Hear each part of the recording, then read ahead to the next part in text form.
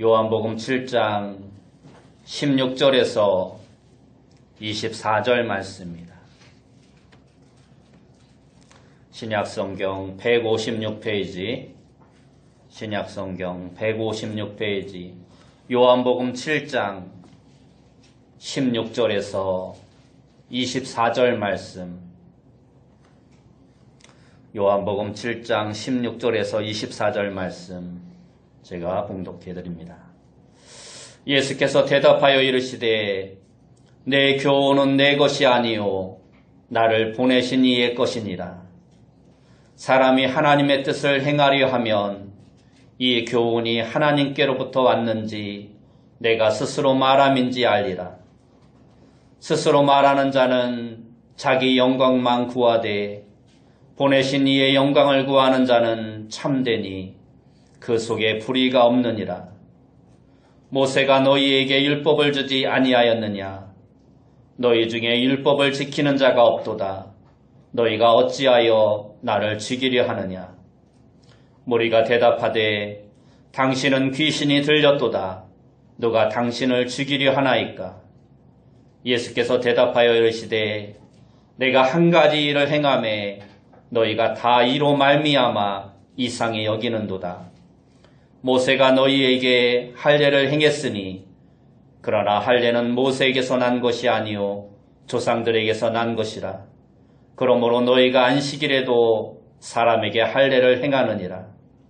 모세의 율법을 범하지 아니하려고 사람이 안식일에도 할례를 받는 일이 있거든 내가 안식일에 사람의 전신을 건전하게 한 것으로 너희가 내게 노여워하느냐?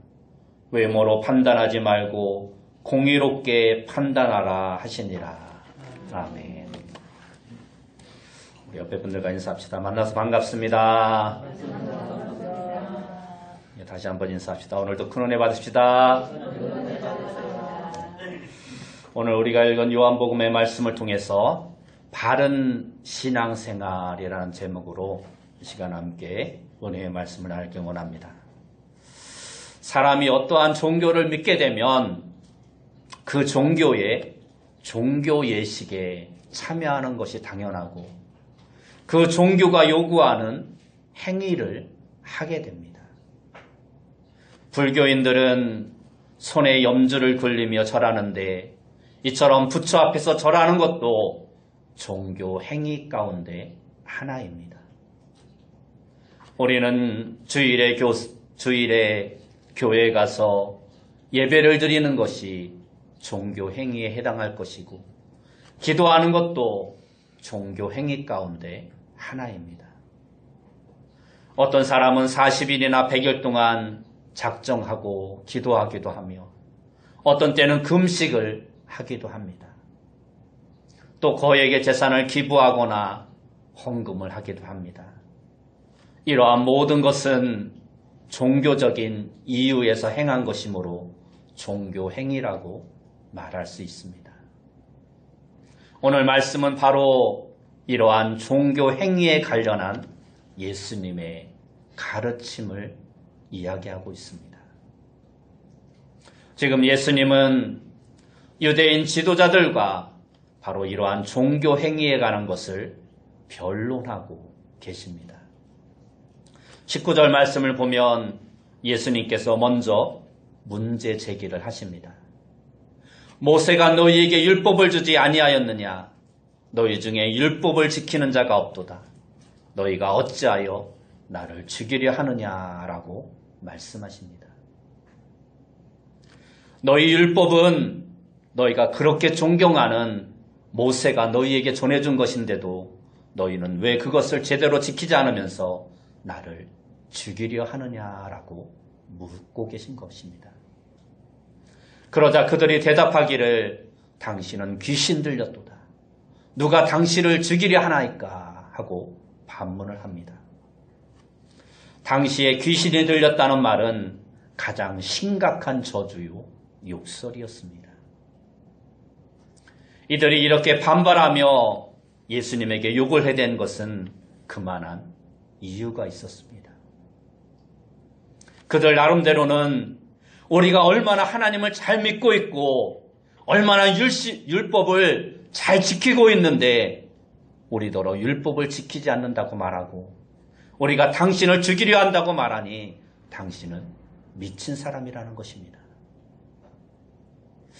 이 말만 들으면 유대인들의 말이 맞고 예수님이 무엇인가 착각을 하고 있는 것이 아닌가라는 생각이 들 수도 있습니다. 그러나 다음 절을 보면 이 질문에 대한 답이 나옵니다. 21절 말씀에 예수께서 대답하여 이르시되 내가 한 가지 일을 행하매 너희가 다 이로 말미암아 이상히 여기는도다 말씀합니다. 여기서 말하고 있는 한 가지 일이 무엇인가 하면 바로 5장에서 나오고 있는 요한복음 5장에서 나오고 있는 베데스다 목가에서 38년 된 병자를 고친 사건입니다. 그런데 그날이 하필이면 안식일이었습니다. 유대인들은 이처럼 안식일에 병자를 치유하는 예수님을 미워하기 시작했던 것입니다. 그리고 그 후로부터 사사건건 예수님이 하는 일을 시비 걸었고 죽이고 싶도록 미워하다가 결국은 십자가에 죽이기까지 한 것입니다. 그런데 그들이 그렇게 예수님을 미워한 근본적인 문제가 무엇인가 하면 예수님이 바로 그들의 종교 행위를 비난하였기 때문입니다. 그들이 율법을 지키려고 노력한 것은 사실입니다. 그들은 안식일이 되면 성전에 모여서 율법도 낭독하고 기도도 했습니다. 구제도 열심히 했고 나름대로 금식도 자주 했습니다.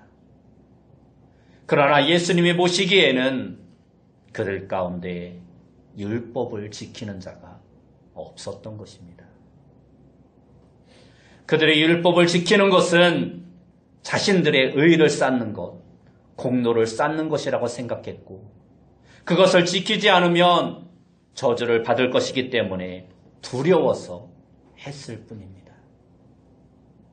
하나님께 감사하며 순종하려는 것이 아니라 신에게 공로를 세우고 인정을 받고 저주를 받지 않기 위해서 하는 일종의 신가의 거래와 같은 것이었습니다.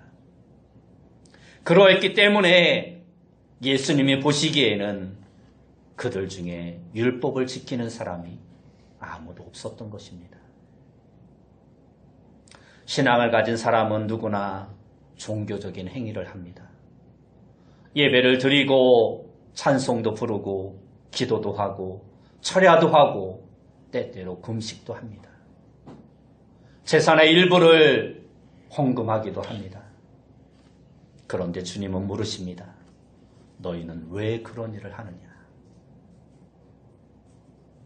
우리는 왜 주의를 지키고 기도하고 11조를 하고 선교를 하고 봉사를 합니까? 기도하면 공이 더 쌓이기 때문입니까? 헌금을 많이 하면 우리에게 더 큰 축복이 보장되기 때문입니까? 그러한 동기로 하는 행위는 하나님께서 받으실 만한 것이 아니라는 것입니다. 하지만 계산하기도 또 가르치기에도 이러한 것이 더 쉽습니다. 기도를 1시간 한 사람보다 2시간 한 사람이 훨씬 수고했고 마음을 더 들인 것이 분명하니까 그만큼 인정받아야 한다고 이야기하고 생각하고 그렇게 말을 합니다. 헌금을 10만 원 한 사람보다 50만 원 한 사람이 더 많이 드렸으니까 당연히 하나님이 더 축복하실 것이라고 계산하는 것이 인간적인 생각으로는 너무나 당연한 것입니다.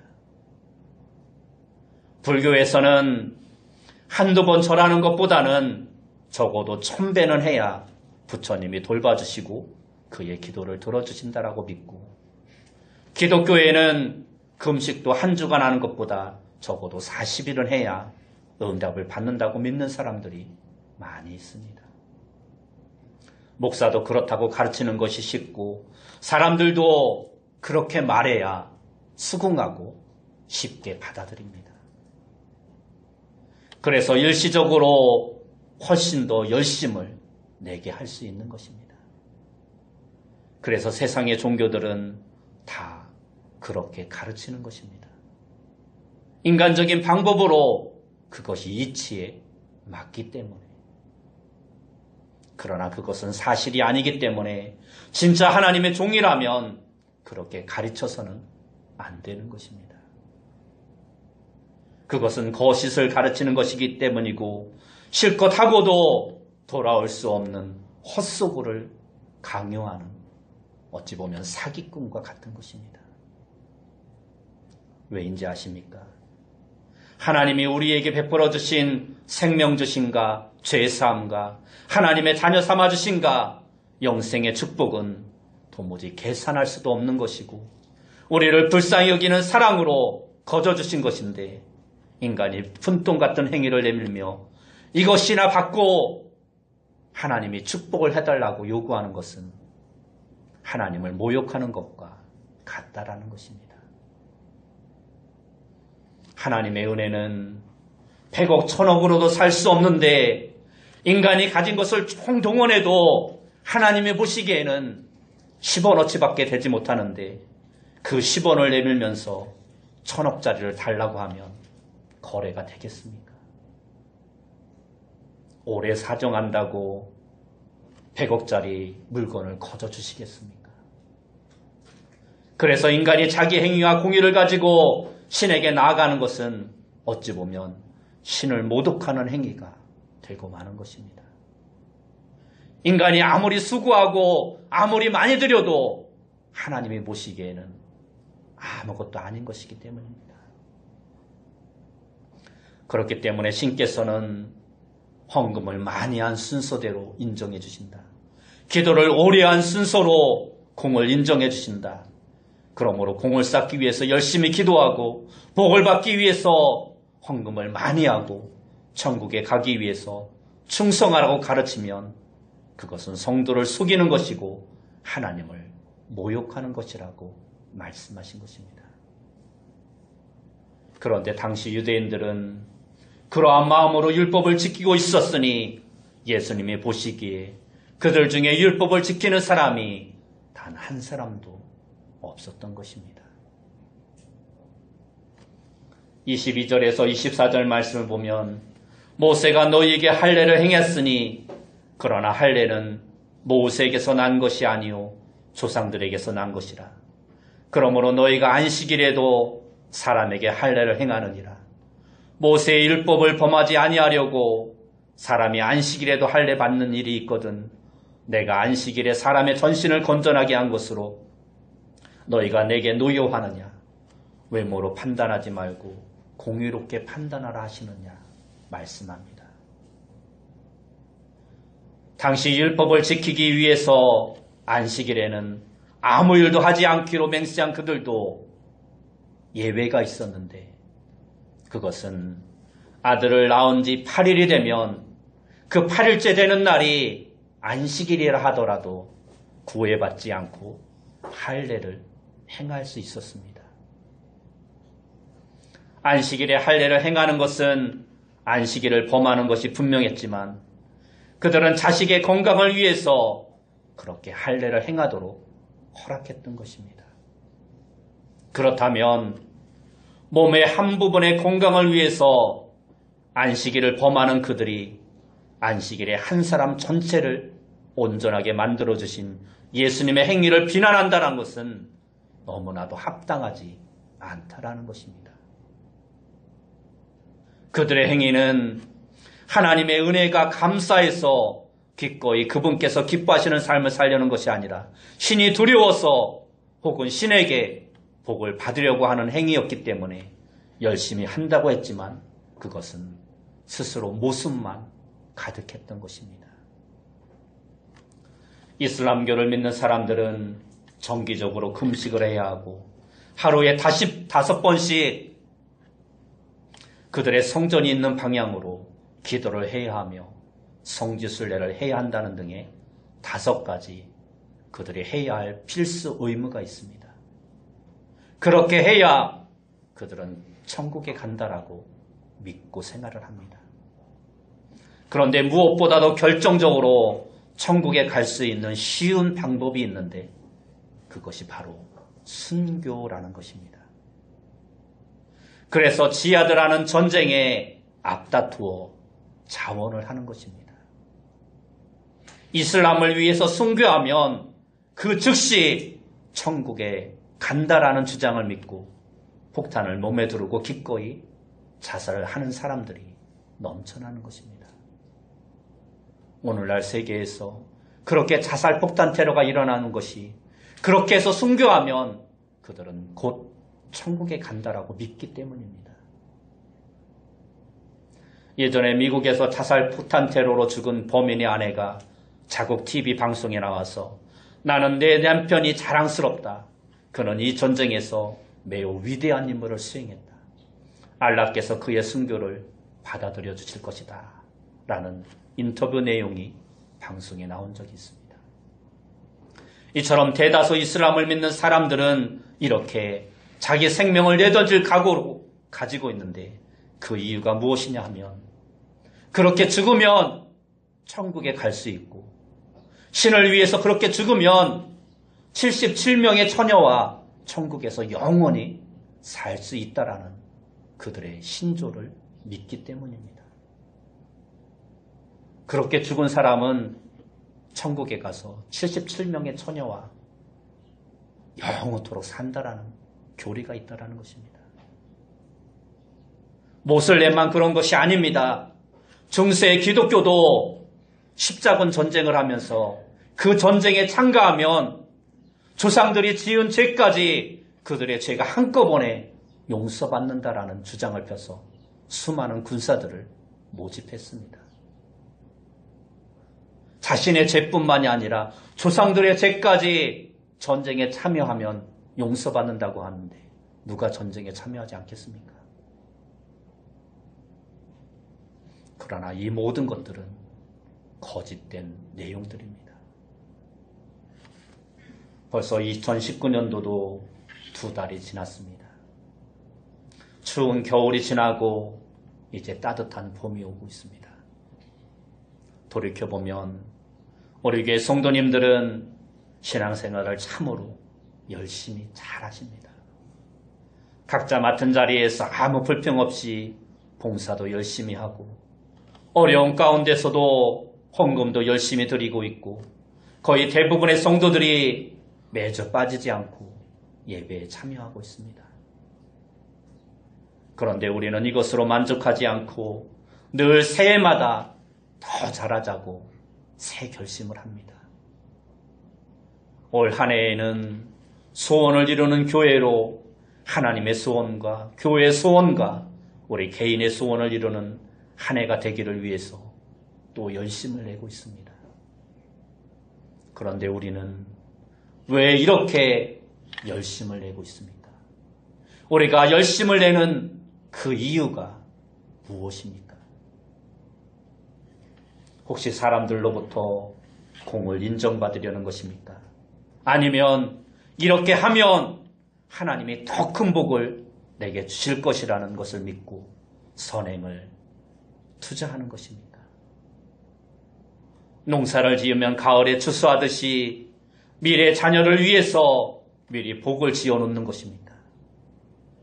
이러한 이야기는 일반 종교에서 많이 하는 이야기입니다. 세상의 모든 종교는 그 종교가 요구하는 행위를 하게 되어 있는데 그렇게 해야 복을 받는다고 가르치기 때문입니다. 그런데 예수님은 오늘 본문 16절에서 이렇게 말씀하십니다. 예수께서 대답하여 이르시되 내 교훈은 내 것이 아니요 나를 보내신 이의 것이니라. 이 말씀은 나는 세상에 유행하는 사람들의 교훈을 말하려 온 것이 아니라 하나님의 교훈을 가르치려고 왔다라는 것입니다. 그러면 사람의 교훈은 무엇이고 하나님의 교훈은 무엇입니까? 이 세상에 존재하는 사람들이 만든 종교가 무엇을 가르치고 어떠한 종교 행위를 동기로 하고 있습니까? 그것은 현존하는 종교들의 행위를 살펴보면 답을 쉽게 찾을 수 있습니다. 당시 유대인들이 하는 종교 행위도 그러했고 지금 이 땅의 종교인들이 하는 행위와 동기도 역시 마찬가지입니다. 그 모든 것들은 사람들의 머리에서 나오고 사람들에게서 배운 것입니다. 그것은 일종의 보상중이요 공로주의입니다. 신이 인정할 만큼 많은 덕을 쌓으라. 신이 보답할 만큼 지극한 공을 들여라. 나중에 돌려받도록 복을 많이 쌓아라. 이것이 이 세상의 종교들이 그 신도들에게 가르치는 보상주의와 공로주의입니다. 천주교도 불교도 이슬람교도 다 똑같고 성경을 제대로 이해하지 못해서 예수님과 다투었던 유대 종교 지도자들도 그러했고 오늘도 성경 말씀을 제대로 이해하지 못한 일부 교회에서도 이와 같은 것을 가르치고 있습니다. 모든 종교에는 공통적으로 기도가 있는데 각 종교마다 기도하는 모습이 다 다릅니다. 천주교는 이마와 양가슴에 손을 옮기며 성호를 그으며 기도하고 불교는 손을 합장하고 엎드려 절한 다음에 손을 펴서 기도를 합니다. 일련 정종이라는 종교는 독특한 기도 주문을 외웁니다. 남묘 호랑갱교. 이 남묘 호랑갱교가 아니라 일련 정종이라는 교파의 하나입니다. 그것을 하루에 수천 번 외워야 기도 응답을 받는다고 합니다. 종교가 다양함에 따라 그 종교가 요구하는 행위도 다양하지만 이 모든 종교가 요구하는 행위는 그리고 동기는 똑같습니다. 이렇게 하면 복을 받는다. 저렇게 하면 기도 응답을 받는다. 이렇게 하면 건강해지고 이렇게 하면 축복을 받는다라는 것이 다시 말해서 신에게 보상받기 위한 목적이거나 신에게 저주를 받지 않기 위한 두려움을 떨쳐내기 위한 행위라는 것입니다. 이러한 사상에 오래 물들어 우리 기독교인들 가운데서도 하나님께 헌금을 하거나 기도를 하거나 봉사를 하면서 하나님께 인정이나 축복을 받으려는 목적으로 하는 사람도 많이 있습니다. 그러면 예수님께서 가르치신 하나님의 교훈은 무엇입니까? 하나님의 교훈은 하나님께서 이미 너희에게 얼마나 많은 사랑을 베풀어 주셨는지 깨달고 받아들이고 감사하고 그러한 하나님을 기쁘시게 하라는 것입니다. 너희를 창조하시고 이 세상의 모든 환경을 제공하고 너희의 죄와 비참에서 구원하려고 오랜 세월 계획하시고 마침내 하나님의 아들을 보내신 그 아들을 그 은혜를 깨달아 알라라는 것입니다. 이것이 신자가 하나님 앞에서 가져야 할 첫 번째 행위라는 것입니다. 다시 말해서 무엇인가를 드리는 것이 아니라 하나님을 바로 알라는 것입니다. 다음에도 드리는 것이 아니라 그 하나님을 마음 깊이 받아들이라는 것입니다. 하나님이 나를 사랑하신다는 것을 믿으라. 그리스도가 나를 위해 죽어주신 그 놀라운 사랑을 받아들이라. 그분이 나의 구주이시고 내가 그분의 백성 된 것을 시인하고 그분의 백성답지 못하게 산 지난 날을 회개하고 새로운 삶을 살아라. 이것이 두 번째 우리가 행해야 할 의무라는 것입니다. 참된 신이신 하나님이 우리에게 요구하시는 것은 우리에게 무엇을 바치라는 것이 아니라 우리가 알지도 못할 때에 우리를 위해 행하신 그 크신 사랑을 알고 그리고 그것을 위한 그 사실을 믿음으로 받아들이라는 것입니다. 로마서 5장 6절에 보면 우리가 아직 연약할 때에 그리스도께서 경건치 않은 자를 위하여 죽으셨도다 말씀하시고 8절에서는 우리가 아직 죄인 되었을 때에 그리스도께서 우리를 위하여 죽으심으로 하나님께서 우리에게 대한 자기의 사랑을 확증하셨느니라 말씀하시고 10절에서는 우리가 하나님의 원수로 살고 있을 그때에 하나님의 아들의 죽으심으로 말미암아 우리 멸망할 죄인이 하나님과 화목하게 되었다라고 말씀하고 있습니다.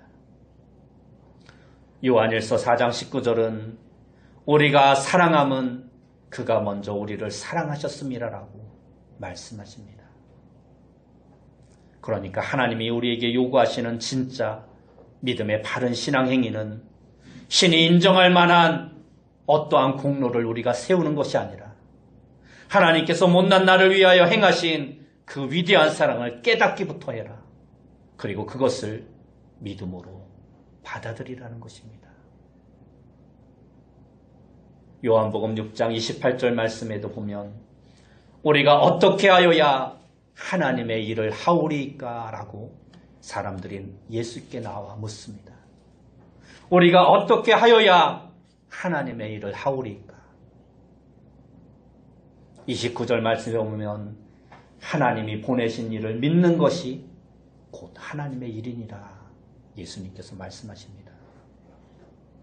그러니까 하나님이 우리에게 요구하시는 행위는 우리가 믿고 깨닫는 것입니다. 믿는 것이 하나님이 우리에게 원하시는 일이요 우리가 할 수 있는 일이라는 것입니다. 우리가 무엇을 해야 하는 것이 아니라 하나님이 우리에게 행하신 일을 믿는 것, 그것이 하나님의 일이라는 것입니다. 그런데 이렇게 깨닫고 하나님을 믿는 사람도 해야 할 일이 있습니다. 그것은 깨닫고 믿은 사람으로서 믿는 사람답게 살아가는 것입니다. 하나님의 사랑을 깨닫고 믿은 사람은 더 이상 주일에 세상 일터로 가지 아니하고 교회로 갑니다. 더 이상 자기 욕심만을 위해서 돈을 쓰지 않고 다른 사람을 위해 돕는 일을 위해서 돈을 쓰기 시작합니다. 기도 생활도 열심히 하고 봉사도 하고 전도도 하고 선교를 위해서 열심도 내게 됩니다.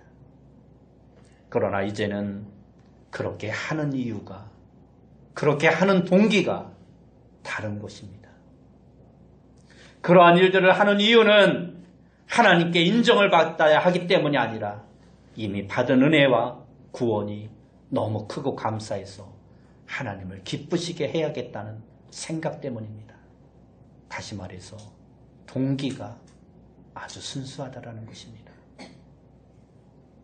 주의를 지키지 않으면 사고 날까 봐서 두려워서 어쩔 수 없이 주의를 지키는 것이 아닙니다. 주일에 교회 가서 예배드리는 것이 너무 좋기 때문이고 주일에 말씀을 듣는 것이 일주일의 생활에 큰 힘이 되기 때문이고 주일에 교회에서 봉사하는 것이 다른 성도들과 만나서 이야기하는 것이 너무나 기쁘고 즐겁고 하나님을 기쁘시게 하는 일이기 때문에 자원해서 즐거움으로 그 일을 행하는 것입니다. 11조를 하는 이유도 11조를 드리면 물질이 더 많이 들어올 것이라고 기대해서가 아닙니다. 주님이 이미 내게 생명과 건강을 주셨고 일터와 성실하게 일할 수 있는 환경을 주셨고 그래서 하나님이 내게 이러한 물질을 주셨으니 이 모든 것은 하나님의 것이라는 고백으로 하나님 앞에 드리는 것입니다. 기도를 하는 것도 오래 기도하고 많이 기도하면 하나님의 마음을 감동시키고 하나님이 응답해 주실 것이라고 믿기 때문에 하는 것이 아니라 내게 베풀어 주신 그 하나님의 은혜가 감사해서 늘 하나님과 동행하며 시집간 딸이 친정어머니를 만나면 미주알 고주알 모든 이야기를 숨김없이 다 이야기하는 것처럼 그냥 하나님과 이야기하고 싶어서 하나님과 대화하고 싶어서 이런저런 이야기를 하나님 앞에 아뢰는 것, 그것이 곧 기도인 것입니다.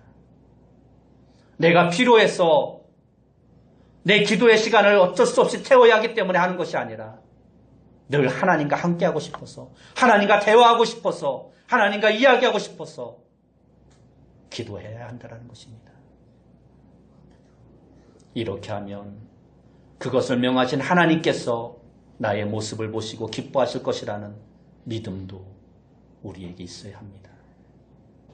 그래서 11조를 하고 헌금을 하고 내가 이만큼 했으니 몇 배로 주시겠지 하는 투자 심리로 드리는 것이 아니라 세상의 종교적인 가르침으로 예수님을 믿고 예수님을 따르는 것이 아니라 하나님의 방법으로 하나님의 가르침대로 하나님을 믿고 하나님을 따르고 하나님을 섬기는 자가 되어야 한다는 것입니다.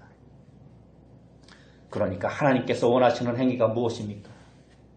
하나님의 사랑과 은혜를 깨닫고 믿는 것이고 믿은 뒤에는 믿는 사람답게 사는 것을 요구하시는데 믿는 사람답게 사는 생활은 단순히 종교 행위가 아니라 신앙생활이요. 신앙생활의 순수한 동기를 가지고 감사함으로 행하라는 것입니다. 순수함과 감사함으로 하나님께 순종해서 사는 삶이 성경을 바로 알고 믿는 성도의 바른 신앙생활이라는 것입니다. 자식이 부모님의 말씀에 순종하는 것이나 학생이 선생님의 말씀을 잘 듣고 순종하는 것 자체가 옳고 너무나도 당연한 것입니다. 그리고 당연한 자기에게 유익이 따르는 것입니다. 하나님 우리 아버지께서 우리를 지으셨고 죄와 비참함에서 우리를 구원해 주셨으며 오늘도 사랑과 보호로 인도해 주신다는 것을 깨닫고 그 은혜에 감사하는 것, 그것이 성도로서의 바른 신앙의 모습인 것입니다. 우리를 지으신 하나님께서 성경에 우리에게 어떻게 살라고 가르쳐 주셨습니까? 너희는 이렇게 살도록 만든 존재이니까 이렇게 살아야 해. 이렇게 해야 내가 행복하게 되어 있으니까 이렇게 살아라. 이게 성경 말씀입니다. 우리가 말씀을 배우면 감사가 나옵니다. 우리의 삶은 말로 다 할 수 없는 하나님의 축복을 받은 삶입니다.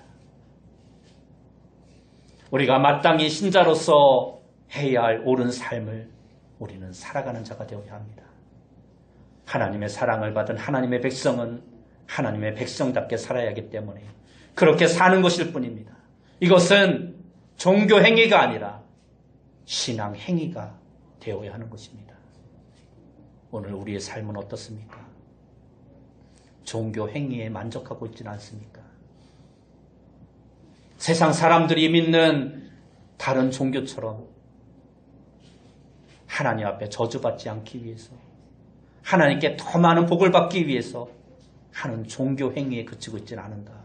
우리의 삶을 돌아보면서 이제는 그러한 종교 행위가 아니라 하나님이 우리에게 베풀어 주신 은혜와 사랑에 감사해서 행하는 기쁨과 감사함과 순수함으로 행할 수 있는 그러한 참된 신앙생활이 오늘 우리에게 있어지길 원합니다. 다시 말하지만 하나님을 섬기는 일은 신과의 거래가 아닙니다.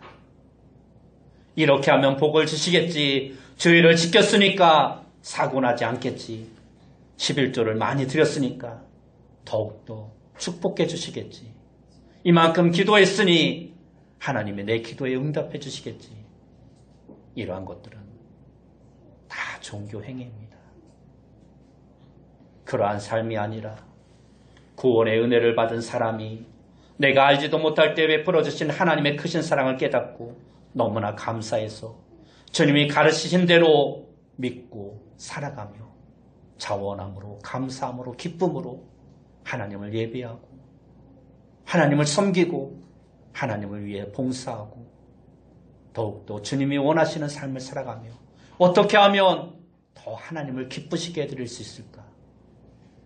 늘 마음속에 그러한 생각을 품고 늘 주님과 동행하면서 하나님을 위해 일할 수 있는 하나님을 위해 헌신할 수 있는 그러한 삶의 모습이 오늘 우리 귀한 성도님들 모두에게 있어지기를 예수님의 이름으로 축원합니다.